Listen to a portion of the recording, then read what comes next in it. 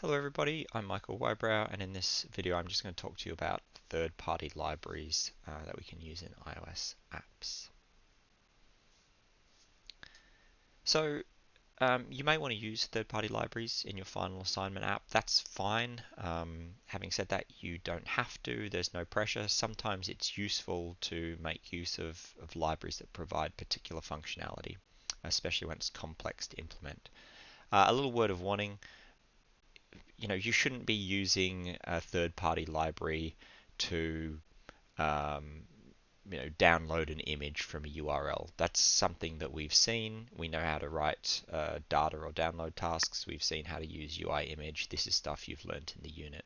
Um, we want to make sure that you use the techniques we've taught you in the unit and we can assess you on those. So use third-party libraries, but use them for things that we haven't shown you that are more complicated than we've gone through in the unit. There's thousands of libraries that are available. We're going to mention a few and also tell you about a few curated lists of useful iOS libraries, and you can look through them and find many interesting things.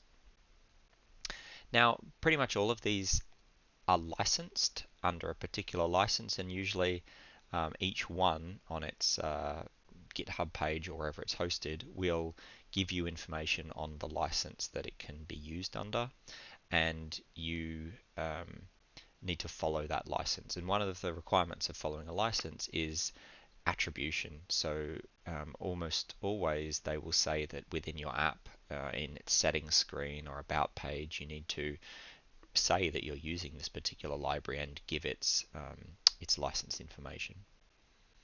As I said, a couple of curated lists. These are both great. We can have a look quickly at each of them. So let me make this a bit bigger for you.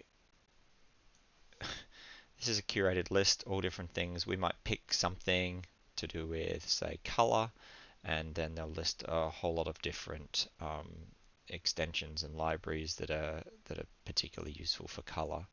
Or you might pick something related to gestures, and you'll find particular libraries here. Another one is UI related libraries, and you can scroll through this and it's pretty much a gallery of different types of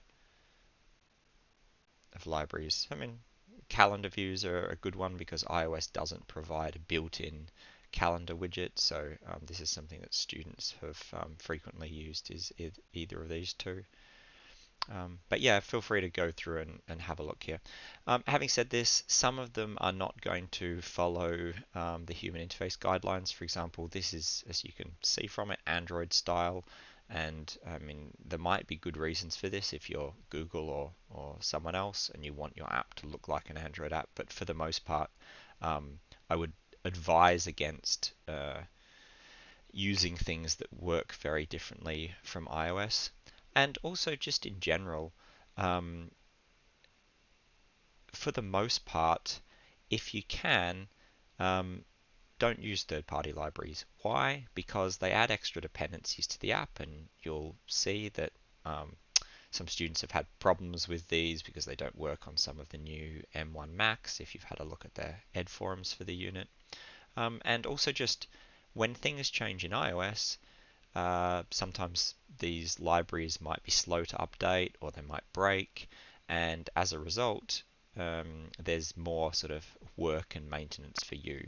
Typically, when you make use of the built-in components, there's going to be less work because they get automatically updated when there's changes in new iOS conventions. So that's something to think about. Few ones that we think are particularly interesting. MessageKit is one that we used in a lab exercise earlier in the unit. If you want message related functionality, it would be time consuming to build this, and this library provides this for you. It's quite configurable. Cluster is one if you need to show a lot of information on a map, and to save you having, thousands and thousands of small pins when you zoom out. This sort of clusters them together. Swift messages is alert messages in many different styles that you can use in different ways and different places in your app. And it's important to give users information when something has succeeded or failed, and this is a way of being able to do that. There's Charts is one of the good charting libraries if you need to display some kind of infographics or yeah, graphs in your apps. Cards is one that provides a kind of views that are used in the App Store, Apple's App Store app. Face Aware is a nice little one that works with image views where it will choose the um, panning and of the image in order to capture someone's face, which is great if your app needs user avatars. And a few other ones are FeedKit is an RSS feed one. There's a Swift-based YouTube player and Swift OCR. And please have a look at those curated lists for many more. Thanks for watching.